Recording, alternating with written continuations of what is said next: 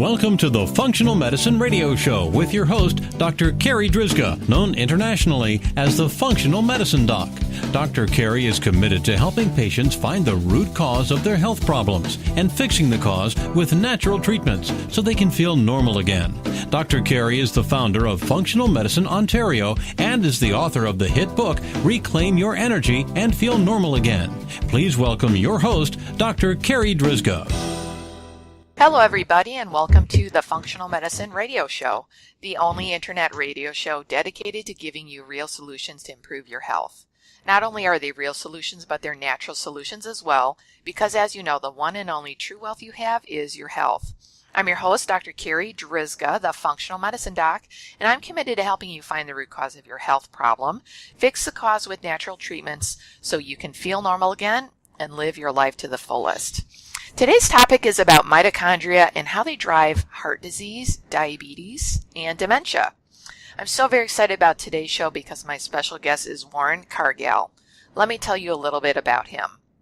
Warren Cargal is a licensed acupuncturist, herbalist, and clinical director at Acupuncture Atlanta and has practiced Chinese medicine for over 20 years. Warren's interest is in the integration of classical Chinese medicine with modern scientific study and evidence-based protocols. He recognized three fundamental factors that drive aging and the age-related diseases of diabetes, cardiovascular disease, and neuro-degenerative diseases like dementia and Parkinson's. He's the author of Your Mitochondria, Key to Health and Longevity, which presents approaches for correcting these three factors to reverse age-related diseases. Warren, thank you so much for being my special guest today on this episode of the Functional Medicine Radio Show. Thank you for having me, Carri, and I'm excited to share some information about the mitochondria with your audience. So I think a good place to start, Warren, is, what are the mitochondria? What do they do for us? So if you can explain that in just plain, simple terms. That's a great question. A lot of people don't even know about their mitochondria. So let's see, the mitochondria really produce energy at the cellular level and for our bodies. And they're little organelles, which means small bodies that exist within the cells, each of the cells. And so most people's view of energy is that, the food that I eat, that goes through the digestion and broken down into nutrients, and after that things kind of drop off. But what happens is those nutrients are used by the mitochondria to drive all these cellular functions within the body, which there are millions of them going on. And so fundamentally, without the mitochondria, you and I wouldn't be around. And there's a really interesting story also, kind of a sidebar, how the mitochondria came to be. But in a way, fundamentally, that's what's going on. The mitochondria make ATP, adenosine triphosphate, which provides all the energy for the molecular functions going on within the body. So as you said, basically the mitochondria, their main job is to produce energy. Mm-hmm. And I always like to explain to my patients that it takes energy to heal. Like, we talk about energy, and it's not just, I have lots of energy and I feel good. It's fundamentally that it takes energy to repair, to rebuild, to detoxify, all of that kind of stuff. Right. I mean, it's even, at the most fundamental level, just moving your muscles requires energy. So, and then we can think of it at a more basic level of, like, consider your heart, which is beating 24 hours a day. All of that contraction expansion is driven by ATP from the mitochondria. And it's my understanding that the real energy-dependent organs, like the real heavily, they all depend on energy, but the real heavy hitters have a lot more mitochondria. Yes, and so this is actually how I got started and interested about this, because our clinic here basically treats a lot of fertility issues. And so just for example, your skin may have like 100 mitochondria per cell. And the next step up would be like if I mentioned the heart, which is a high, has a high number of mitochondria. It can have anywhere from 5 to 8,000 mitochondria in it per cell, right? So that's quite a bit. But when we get to something like a female egg, we're talking about like 100,000 mitochondria in it. I mean, it's just a phenomenal number of mitochondria in it. And when you kind of consider that, like what happens in that first 3 months of implantation is that you have all this tremendous growth that occurs from, a single cell to a million cell organism. So it requires a lot of energy to drive that. There are so many people out there talking about the importance of the microbiome and about gut health and about hormonal health and the adrenals and the thyroid and blah, blah, blah. And there's not many people out there really talking about mitochondria. And I started learning about mitochondria. I mean, this must have been 2010 is when I was learning about mitochondria by Dr. Alex Vasquez. And he was, talking about, and he was the first doctor that I saw like really out there starting to talk about mitochondria and how this like very fundamentally can be a huge part of people's health issues. And I think especially for people who are really struggling, like they've changed their diet and they're not better, and they've worked on their hormones and they're not better, and they're taking all these supplements and they're not better, and they're getting good sleep and they're not better. And so what is that underlies all of that? So I always think in my mind, okay, well, what are all of the different things that can impact health? And well, if your mitochondria are unhealthy, if your mitochondria are not working properly, if your mitochondria are not making enough energy to help heal you, you're always going to be stuck. Right. That's correct. So the way that I kind of look at this is, what you just said is, that's a great summary. And we get a lot of patients here in the clinic that just have those exact, hey, look, I'm taking all these supplements from you, I'm still feeling kind of sluggish. And there's like 4 basic things that you need to know about the mitochondria. And you can use those 4 things, for people listening, they can use them today. But this really drives the energy production. So the first thing is that you begin to understand that the mitochondria are like little engines. And as such, they have requirements, just like any normal engine. And, one of those requirements is, if you consider this, like right now I'm sitting at my desk, I'm in a sitting position. So when you're sitting, essentially you're creating hypoxia, a hypoxic condition in the body, meaning low oxygen content. So that's the first thing you begin to understand, that the mitochondria require oxygen, just like any energy, just like any engine. And at that level, low oxygen content, if you sit all day at your desk, low oxygen content will have profound effects on your mitochondria, and it drives radical, oxygen species, which create, inflammation in the body. It just has a whole lot of issues that it starts driving. And so that's one of the first things that we're interested in is, are you breathing? And just how is that happening? And there's like one other thing that's really important to consider here as we develop this conversation is that your mitochondria, can use, it has 2 preferred energy sources. One of them is sugars, the other one is fats. And so when you take, for example, 1 unit of sugar, it's going to give you about 2 units of ATP. Remember, ATP is that energy that drives these cellular functions. However, when you consider when you take 1 unit of fat, you're going to get like 32 units of ATP out of it. So, that is like such a phenomenal difference in the amount of energy that you're getting for yourself that you really have to kind of wake up to that. It's just like, if you're interested in energy and feeling better, then you're probably eating a lot more fats in your diet and, minimizing the amount of sugars that you're doing. And so this is where something like a ketogenic diet, a really fat-heavy diet, can really help boost mitochondrial health. Right. Yeah, totally. That's the thing that comes out of it. If you're really interested in health and longevity, then you're fundamentally making changes. And when I say fat, I mean, the mitochondria is, not particular. I mean, they're, whether it's avocados, whether it's olive oils, whether it's fish oils, whether it's, oils from animals, animal fat is fat to the mitochondria, and that's what they're interested in. Yeah, and that the mitochondrial membrane itself is made of DHA. Mm-hmm. And DHA you can get from eating fatty fish. That's right. Yep. Yeah, the membrane. So like on back to the membrane, I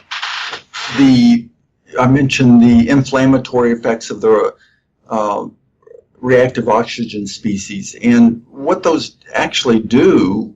So not to jump ahead here, but I mean, the mitochondria are like little baffled organisms, and the baffles are like, it's a stepping up of the energy charge of the electrons. So it's actually acting at a quantum level, which is something I write about in my second book. But this quantum effect is when there's these electrons being charged. I mean, if there's not sufficient oxygen, they begin to leak, and they punch holes in these membranes you just mentioned, and these baffles in the mitochondria, and that's what starts driving this degradation within the mitochondrial electron transport chain. Does that make sense? Oh yeah, definitely, that makes sense.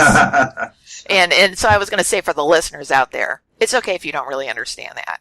Yeah. Like, you don't have to geek out on this stuff like Warren and I geek out on this stuff. Really? It's okay if you don't understand that. The point is that mitochondria are in every cell of your body. Mitochondria make energy, and you need that energy to heal.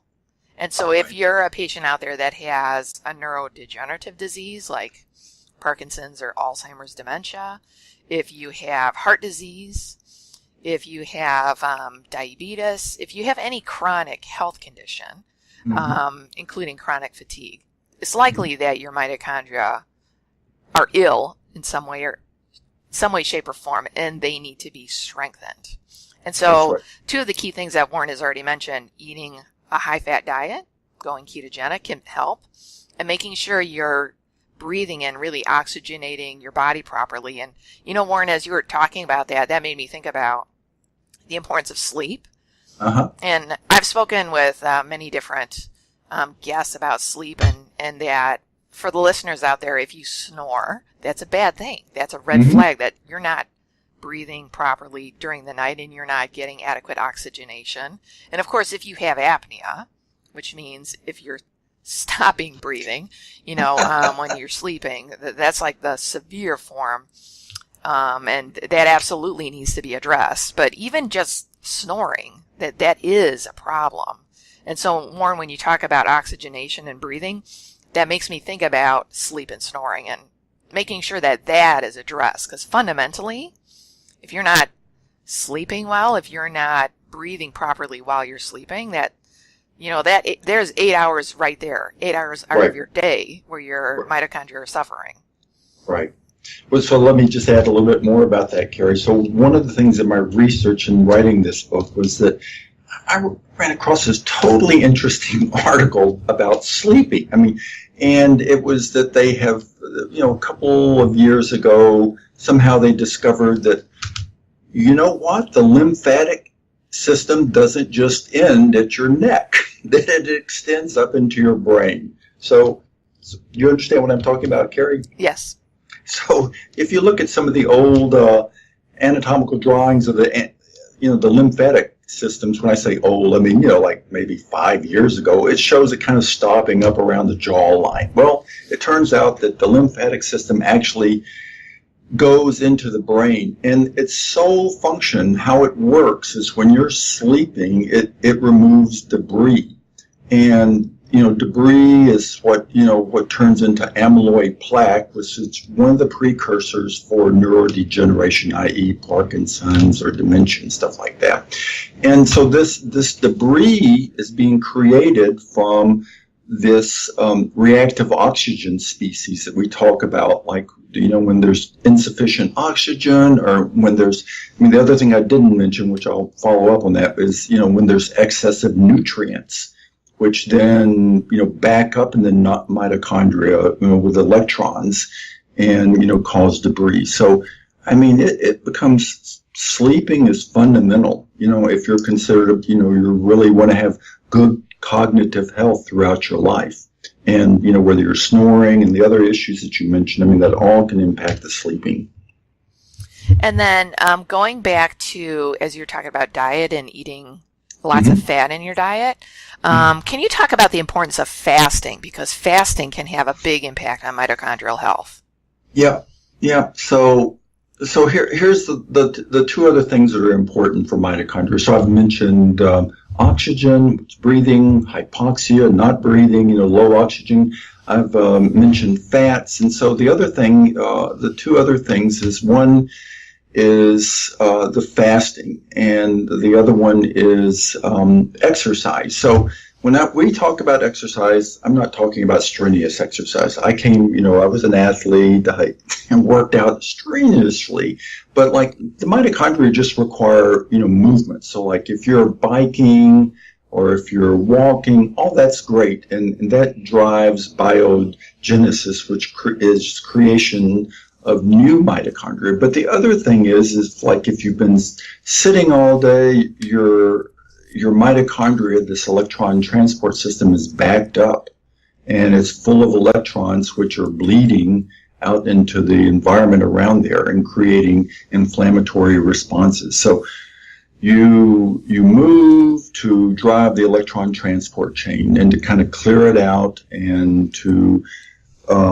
create new mitochondria. And then the other thing, as I mentioned, was the fasting. So, that's another way, like if you're eating, excessively, I mean, what we talk about is, if you're in the 2,600 calories a day range, that you drop it down to like 2,000 calories a day. But basically you want to reduce the amount of caloric intake in order to kind of keep the mitochondria functioning as healthy as possible, because you don't want them to be backed up, sitting in there with a lot of nutrients inside of them. And so in my practice, when I talk to patients about fasting, well, especially my patients with dementia and Alzheimer's, is that we basically start with a 12-hour fast. Yep. So that basically means, for the listeners out there, after you eat your supper at night, yep, after you're done with that, then you start counting on the clock until you eat your breakfast in the morning. So most people can easily accomplish 12 hours. And depending on the patient, if they have an ApoE4 gene, which is the Alzheimer's gene, we will boost that up to 16 hours, right, a gap of 16 hours between your supper and your breakfast, which can be easily accomplished when you're on a high-fat diet. So for the listeners out there, that might seem like, oh my God, I can't go that long without eating. When you're on a high-fat diet, it gets a lot easier because that fat satiates you. That's right. It really does. I mean, that's so amazing to see that. I mean, to see that happening with patients where they start feeling better, and all these rigid beliefs about, eating and what they need to eat become to kind of fade away, and they feel better. So again, you mentioned the importance of oxygenation, fat in our diet, exercise, any kind of exercise, just get out there and move, and fasting. These are the four real core principles on how to start to build healthy mitochondria. That's right. So again, I kind of think about going back to the basics. The basics for good health always kind of are the same, eating healthy, getting good sleep, exercising. So this, still fits within that paradigm, but if you want to nerd out and geek out and understand the importance of the mitochondria, how they work into this, you can see, and that's why we have Warren on today. So Warren, what else do we need to know about mitochondria and how to help get them more healthy, and how to prevent these age-related diseases like heart disease and diabetes and neurodegenerative diseases? Right. Well, so Carri, I mean, as you've just pointed out, I mean, the four things that we've identified already are things that, any of your listeners can go out and implement today, right? They can head out and start helping their mitochondria. But, like as we talk about in the book, is what's discussed is, like, for example, heart issues. I mean, just sitting all day has a, profound effect on your heart. And, in the context of oxygen being delivered, here's an organism that's, beating continuously.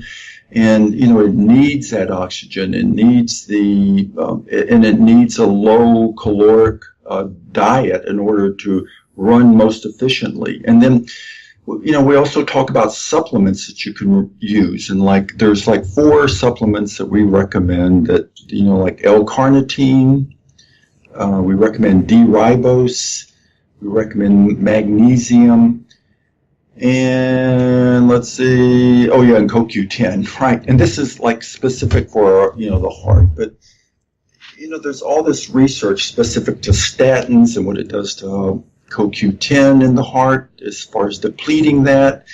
And then what I'm going to give a kind of a nerdy term, but reperfusion, which when the blood supply stops the heart after a heart attack, you get all this blood back into the heart again, which is full of oxygen, and that effect kills off a lot of the mitochondria. So then you want to use things like D-ribose, and they're starting to do this actually now in cardiology, where they'll infuse a patient before they reintroduce the blood. They'll infuse the patient with D-ribose, which immediately converts to ATP and doesn't destroy the mitochondria. Fantastic. So, Warren, do you have any, signs and symptoms of probable mitochondrial dysfunction? I mean, apart from being diagnosed as having dementia or diabetes or some chronic disease. Mm-hmm. Yeah, I mean, it's so broad, Carri. I mean, and so if someone with the age-related issues, someone comes in with that, cardiovascular issues or some early signs of dementia, that's a giveaway. But then the other things are cataract issues or eye diseases. I mean, the eyes have a high concentration of mitochondria, and they're, totally affected by the ultraviolet radiation and everything. So any kind of eye issues would be a giveaway for us. Early wrinkling of the skin. I mean, as I said, there's, each cell has about 100 mitochondria in it in the skin, and then you couple that with the age-related glycanization in products, which is when sugar begins to interlock with the skin and causes the skin membrane and causes wrinkling. So, those would be, early wrinkling of your skin. Aging of your skin would be, places where we would look about mitochondrial performance. The other thing that I kind of look for in my private practice when I'm working with patients is that, especially with my new patients, I'm going through their history and their family history. And so what's really interesting, so we're going to geek out again here, the listeners. When you're conceived, you get half your DNA from your biological father and half your DNA from your biological mother. Mm-hmm. And so every cell in your body has, that half and half, except for your mitochondria. Your mitochondrial DNA only comes from your biological mother. It's like all hell the queen. Women rule, right? It is, yeah. And so when I'm working with a patient, I kind of go through their history and their family history, and I'm looking to see, well, so as an example, if a patient has migraines, I'm already kind of thinking of, their mitochondria are not that healthy. And then if they tell me, yeah, my mom had migraines. Oh, yeah, right. And then I have, different aunts or sisters that have migraines too. I'm thinking, there's probably issues with mitochondria, or if they have chronic fatigue or fibromyalgia. And then we say, well, how's your mom's health? Well, she had something similar to that. I already, automatically kind of start thinking in my brain, mitochondria, we probably have to work on that. Yep. So that's a little hint that I use for listeners out there. Yeah, I mean, it's fascinating. I mean, so at that level, you're talking about the difference between epigenetics and genetics, right? And, when I hear a patient say, okay, it's been in my family, my mom had it and so on, or her grandmother, I'm just really saying I'm kind of throwing that whole genetic thing out the window. And I'm just looking, okay, let's look fundamentally what's going on here, at the level of the mitochondria. Warren, do you have any other suggestions for herbs that can help with mitochondrial health? Well, as a Chinese herbalist and acupuncturist, I do have an affinity for herbs. And so astragalus, Wang Qi, is one that I really like. And the traditional herbal function for that is to strengthen the lung function, right?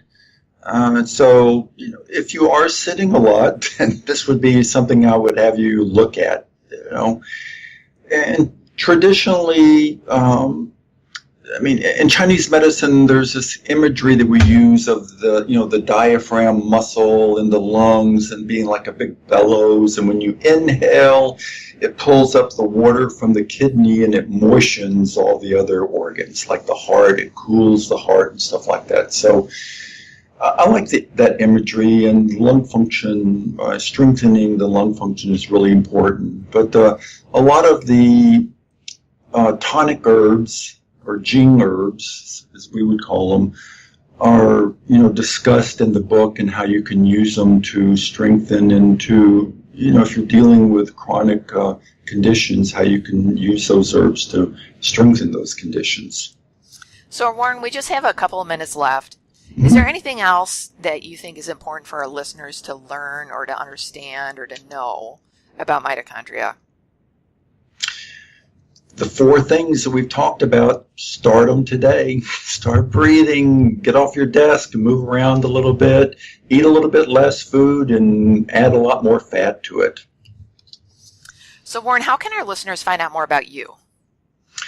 They can, the book is on Amazon, Your Mitochondria, Key to Health and Longevity, and also we have a website dedicated to it, to the book, which is themitobook.com. It's fairly simple to remember, so you can go there, and, if you have questions, contact me. There's a place to contact me and send me a question. I definitely will get back with you. So for the listeners out there, I'll make sure to find those links and put those on our website for our podcast notes so that you can easily find Warren and his book and the rest of his resources. Warren, thank you so much for being my special guest today. This has been an awesome interview. Thank you, Carrie. It's been a pleasure being here with you. All right, that wraps up this very special episode of the Functional Medicine Radio Show with Warren Cargal. And I want to thank you, our listeners, for tuning in today. And I'd like to invite you back next time for another episode of the Functional Medicine Radio Show. As always, I'm your host, Dr. Carri Drzyzga, the Functional Medicine Doc. Have a great week, everyone. You've been listening to the Functional Medicine Radio Show with your host, Dr. Carri Drzyzga, known internationally as the Functional Medicine Doc. Dr. Carri is committed to helping patients find the root cause of their health problems and fixing the cause with natural treatments so they can feel normal again. Dr. Carri is the founder of Functional Medicine Ontario and is the author of the hit book, Reclaim Your Energy and Feel Normal Again. Please tell your friends about the Functional Medicine Radio Show, and we'll see you next week with more from Dr. Carri.